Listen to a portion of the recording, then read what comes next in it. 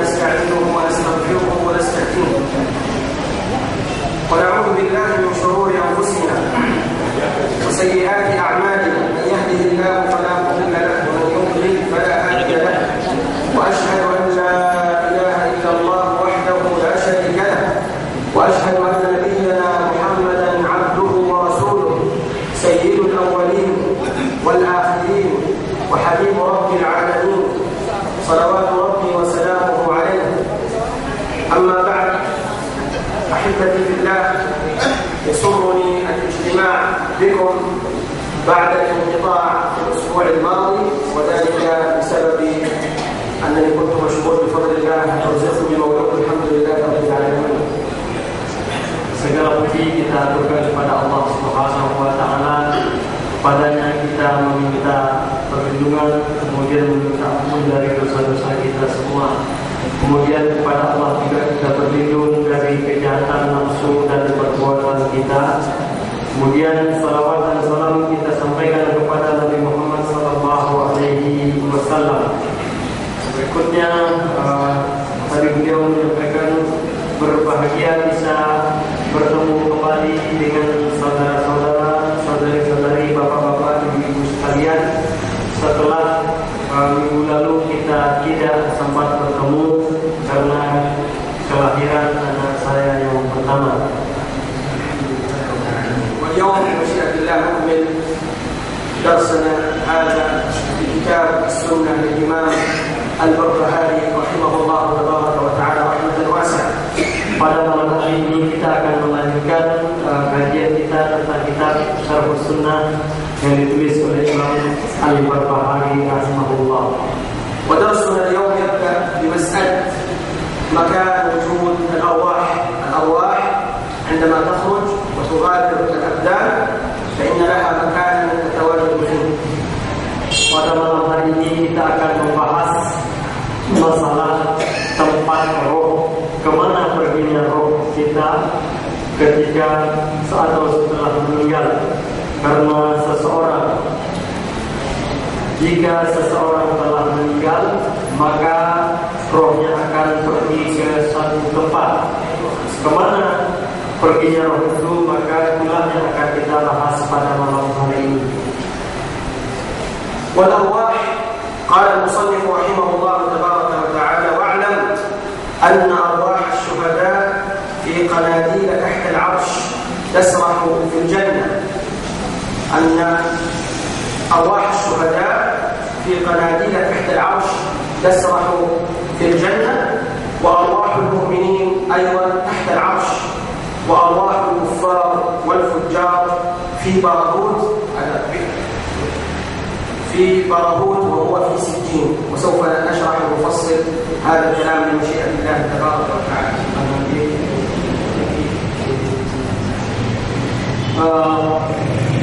Jemaah yang berbahagia, bagaimana kita katakan tadi bahwa setelah seseorang meninggal maka arwahnya pun akan pergi menempati suatu tempat. Para syuhada, orang-orang yang mati syahid, arwah mereka menempati kanadil atau semacam lampu-lampu lampion atau lampu-lampu yang berada di bawah arsy Allah Subhanahu wa taala. Kemudian arwah atau roh orang-orang yang beriman juga berada di bawah arsy Allah Subhanahu wa taala. Adapun roh-roh orang yang kafir, orang-orang yang durhaka kepada Allah, ditempatkan di tempat yang paling dalam, di dalam sumur-sumur, di dalam sijin. Apa itu nanti akan kita terangkan berikutnya. والإنسان المسلم المؤمن عندما يعلم أن الروح ستكون في قناديل تحت عرش الرحمن جل وعلا يجتهد أن تخرج هذه الروح على طاعة الله وعلى عبادة الله. Seorang muslim yang beriman, ketika kita atau seharusnya kita sebagai mukmin yang beriman, yang orang Islam yang beriman, begitu kita menyadari bahwa roh orang-orang yang beriman itu setelah meninggal akan menempati tempat yang spesial, tempat yang mulia, lampion yang berada di bawah arsy Allah, maka beristihad, berusaha semaksimal mungkin untuk mendapatkan kedudukan yang mulia itu. ويهتم بهذه الروح التي هي بحاجة إلى الغذاء كما أن البدن له غذاء كذلك الروح لها غذاء. Kemudian kita memperhatikan roh kita masing-masing dengan sungguh-sungguh, memberinya gizi. Sebagaimana tubuh kita butuh nutrisi, maka roh kita juga membutuhkan nutrisi tersebut, membutuhkan gizi supaya sehat, seperti kita menjaga kesehatan raga atau fisik kita. لأن من الناس من يهتم بالجسد بالبدن فيأكل أحسن الطعام ويلبس أحسن الثياب ودائما يهتم ببدنه. Karena ada sebagian manusia yang hanya mementingkan jasmaninya saja, raganya saja. Kalau makan, dia berusaha mencari makanan terbaik, makanan yang paling bagus kualitasnya supaya sehat.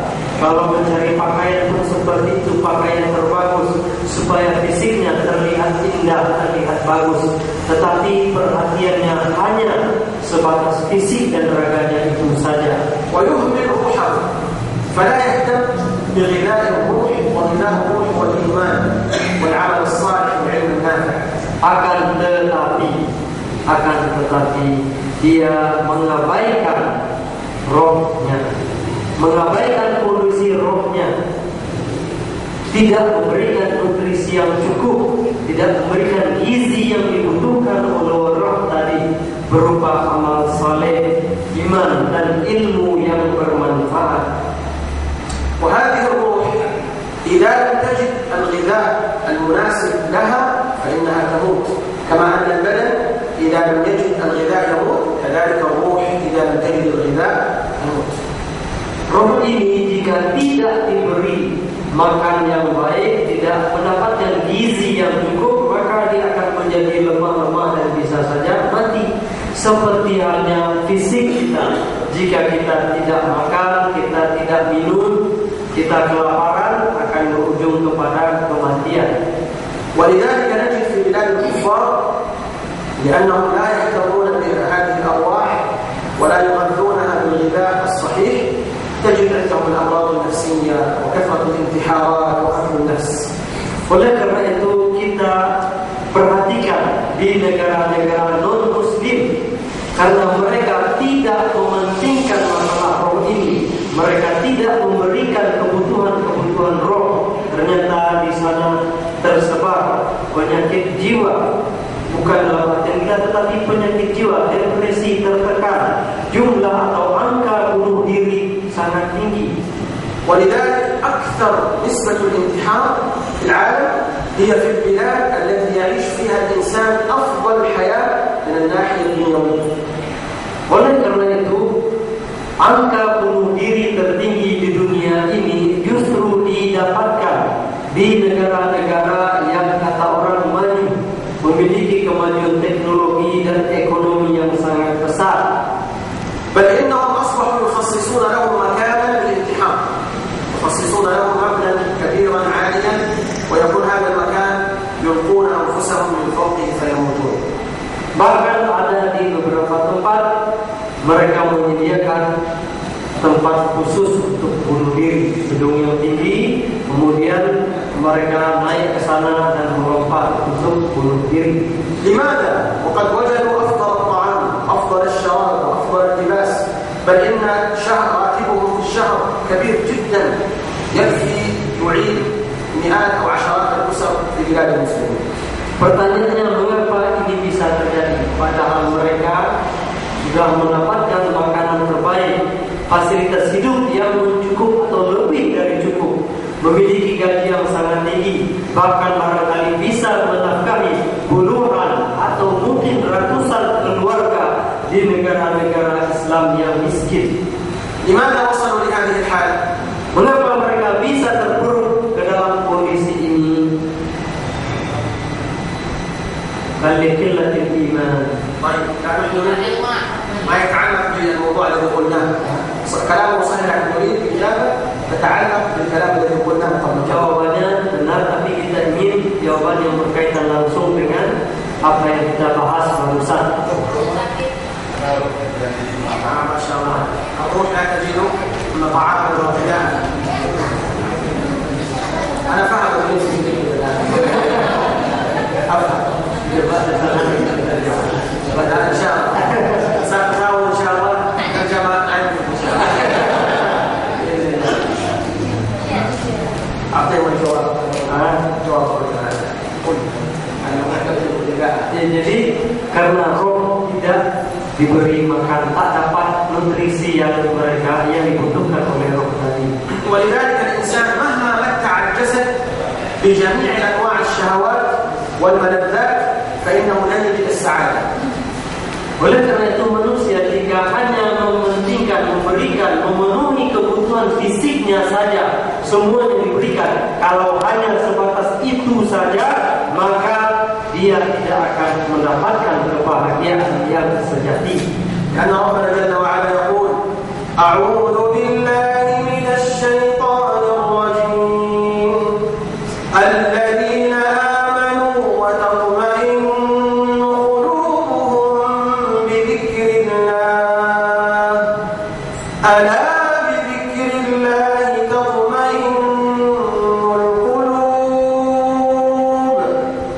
Allah Subhanahu wa taala menceritakan kepada kita, orang-orang yang beriman itu hati mereka tenang dengan mengingat Allah, dan ketahuilah, kata Allah kemudian menegaskan supaya hati itu tenang. Bagaimana hati akan tenang? Dengan mengingat Allah Subhanahu wa taala atau qalbunya. Idzan al-muslim wal muslimah العاقلة ينبغي عليهم أن يهتموا بأرواحهم وأيضا لهم من الجسد. هذا لا يعني إهمال الجسد، إن الله جميل يحب الجمال. Oleh karena itu muslim dan muslimah, orang beriman dan orang baik yang laki-laki maupun yang perempuan yang cerdas, mereka akan memperhatikan dengan sungguh-sungguh kondisi rohaninya. Namun tidak berarti kita mengabaikan kondisi jasmani kita, tidak, karena Allah Subhanahu wa taala itu indah dan juga mencintai dan menyukai yang indah-indah pula, termasuk tampilan fisik jasmani kita.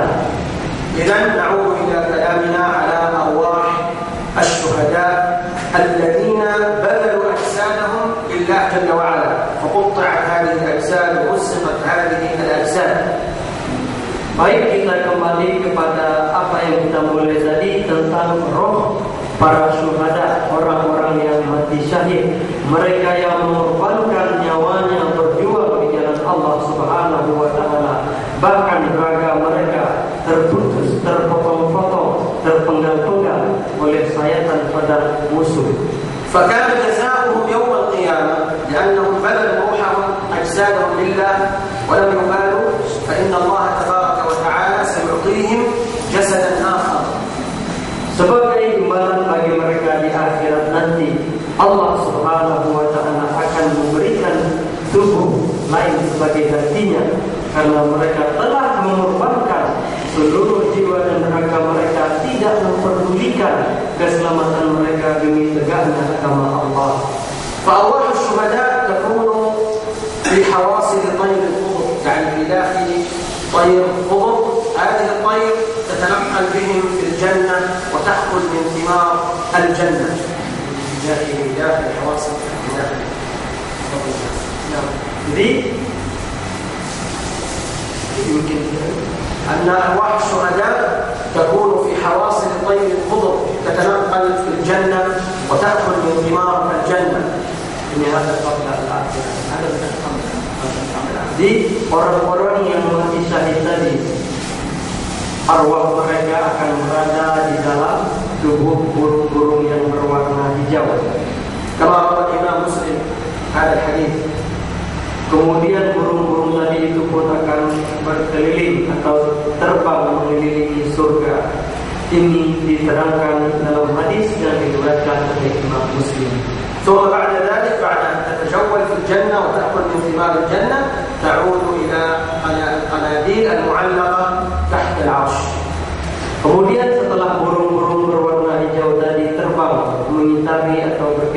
surga dan memakan buah-buahan surga, maka burung itu pun kembali ke lampion-lampion yang berada di bawah arasy Allah Subhanahu wa taala.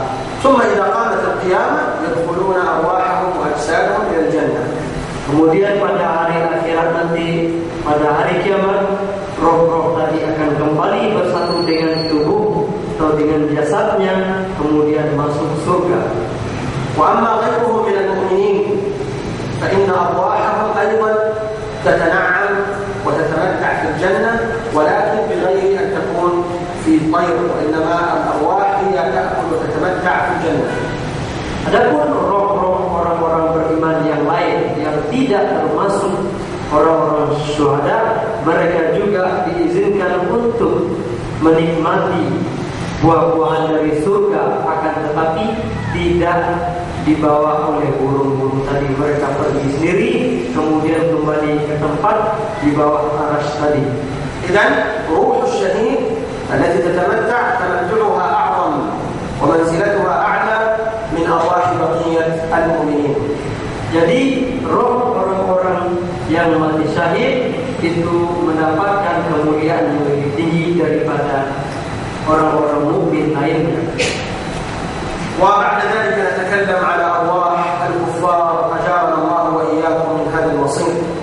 Kemudian kita akan menceritakan atau membahas tentang roh orang-orang kafir. Semoga Allah Subhanahu wa taala menghindari kita dari akhir yang seperti ini. وهذه الروح الكافرة التي لم تعبد ربها جل وعلا ولم تشكره على النعم يكون مصيرها يوم القيامة بئس المصير. Roh-roh orang kafir ini pada hari kiamat nanti maka kondisinya sangat-sangat buruk sekali. فقال الشيخ رحمه الله في الكتاب أنها في باروت، وهذا بئر في حضرموت، ولكن هذا لم يثبت.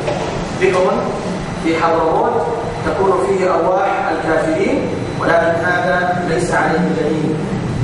Syekh Al-Imam Al-Barbahari mengatakan bahwa roh orang-orang kafir akan berada di sumur Barahun di daerah Hadramaut, akan tetapi tidak ada dalil yang menunjukkan bahwa menjadi bukti terhadap apa yang beliau sampaikan ini. Dalil nasnya tidak ada yang menunjukkan seperti itu. إذن الصحيح أن أرواح المؤمنين في الجنة وأرواح الكفار في النار والعياذ بالله. Jadi yang sahihnya adalah bahwa roh orang-orang beriman di surga, sementara roh orang-orang kafir di dalam neraka. فالمؤمن عندما تخرج روحه ويبشر بالجنة فإن روحه تتمتع في الجنة. Orang-orang mukmin ketika rohnya keluar dari tubuhnya dan diberikan kabar gembira mereka akan masuk surga, maka mereka pun akan menikmati surga tersebut. فالروح تتمتع وكذلك الجسد في القبر يتمتع. Roh-roh tersebut menikmati surga, demikian juga jasad orang-orang beriman tadi juga menikmati kenikmatan di dalam kuburnya. والكافر كذلك روحه تنتقل إلى النار وكذلك لها صلة ولها علاقة بالجسد. Demikian juga dengan roh dan tubuh orang-orang kafir, maka rohnya akan disiksa di neraka, sementara tubuhnya pun akan merasakan siksaan tersebut meskipun tubuh-tubuh tadi berada di dalam kubur. وقد أيضا وردت أحاديث صحيحة أن أرواح الزنا والزواني تكون يوم القيامة في تنور أسفله ضيق وأعلاه واسع والنار تحرقهم. Kemudian juga diterangkan dalam hadis bahwa roh-roh orang-orang yang berbuat bejat, para pezina, mereka nanti akan dimasukkan ke dalam wadah yang dipanggang di atas api, di atasnya itu kecil, sehingga wadah yang semakin ke atas semakin kecil, ke bawah besar, dan kemudian di bawahnya api yang menyala-nyala. إذن هذا الأمر يجعلنا ننتبه ويجعلنا نحذر ويجعلنا نخاف على هذا المصير، وكل إنسان يعمل ويجتهد في طاعة الله لكي ينجو من هذا العذاب والعياذ بالله. Rincian azab dan kenikmatan yang akan diberikan disampaikan kepada kita supaya kita bisa bersiap-siap mawas diri terhadap setiap tingkah laku atau amal yang hendak kita perbuat. Begini nanti akibatnya, kalau baik akan baiklah hasilnya, kalau amal buruk yang akan kita niatkan atau akan kita kerjakan, begini ancaman Allah Subhanahu wa taala. ثم قال الإمام البربهاري رحمه الله تبارك وتعالى والإيمان بأن الميت يقعد في قبره. عندما يموت الإنسان ويدخل في القبر فإنه بعد ذلك يجلس ويقعد لكي يقابل الملكين المنكر ونكير. Kemudian Imam Al-Barbahari mengatakan termasuk juga yang kita imani dari hal-hal yang baik adalah mayat atau jasad orang yang dikubur itu akan duduk di dalam kuburannya atau di dalam kuburnya untuk menanti kedatangan dua orang malaikat. ويرسل الله تبارك وتعالى فيه الروح فتعود إليه روحه. بعد ذلك يبدأ السؤال والحساب في القبر. Kemudian Allah Subhanahu wa taala mengirimkan rohnya kembali ke dalam jasad itu sehingga jasad dan roh tadi pun hidup kembali, dan itulah yang akan ditanyai oleh kedua malaikat tersebut. كما ورد في حديث البراء بن عازب الذي رواه الإمام أحمد وأبو داود. Sebagaimana yang dijelaskan dalam hadis yang diriwayatkan oleh Al-Bara bin Azib, diriwayatkan oleh Abu Dawud dan Imam Ahmad. فالملائكة تجلس الإنسان وتعود إليه روحه ثم يسألان من ربك من نبيك وما دينك. Kemudian malaikat pun datang memerintahkan tubuh tadi duduk, kemudian rohnya dikembalikan dan malaikat akan bertanya, siapakah Tuhanmu, siapakah Rasulmu, dan apakah agamamu dan kitabmu. فإذا كان مؤمنا حقا فإنه يجيب ربي الله دين الإسلام نبي محمد صلى الله عليه وسلم. Jika mayat tadi adalah mayat orang beriman yang betul-betul beriman kepada Allah, maka dia akan menjawab dengan lancar, Tuhanku adalah Allah, agamaku adalah Islam, dan Rasulku adalah Muhammad sallallahu alaihi wasallam. وأما الكافر فإنه لا يستطيع أن يجيب من ربك يقول ها لا أدري من نبيك يقول ها لا أدري. Adapun orang-orang kafir ketika mendapatkan pertanyaan ini jawabannya, tak tahu, saya tidak tahu. فبعد ذلك يضرب في رأسه بمرزبة حديدة حتى يصيح صيحة يسمعها كل المخلوقات إلا الثقلين الجن والإنس. Kemudian ketika setelah dia tidak mampu menjawab, maka dia dicambuk dengan pukulan yang terbuat dari besi. Kemudian saking sakitnya dia menjerit sekuat-kuatnya. Jeritannya itu didengar oleh seluruh makhluk kecuali jin dan manusia. وهذا هو المقصود في قول الله تبارك وتعالى أعوذ بالله من الشيطان الرجيم يثبت الله الذين آمنوا بالقول الثابت في الحياة الدنيا وفي الآخرة ويضل الله الظالمين ويفعل الله ما يشاء. هذا هو التثبيت الذي يكون في القبر، أن الإنسان يجيب على هذه الأجوبة إذا سئل على هذه الأسئلة يجيب. Di dalam ayat tadi Allah mengatakan bahwa orang-orang yang beriman Allah tetapkan hati mereka dengan perkataan yang sudah pasti, sudah tetap, baik di dunia maupun di akhirat nanti.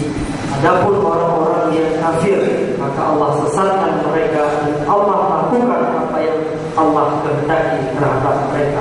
ثم بعد ذلك بعد أن يجيب المؤمن والكافر لا يستطيع أن يجيب فإن الله عز وجل يخرج روح المؤمن بسهولة ويسر ويبقى البدن في القبر، وكذلك الكافر تنزع روحه بقوة.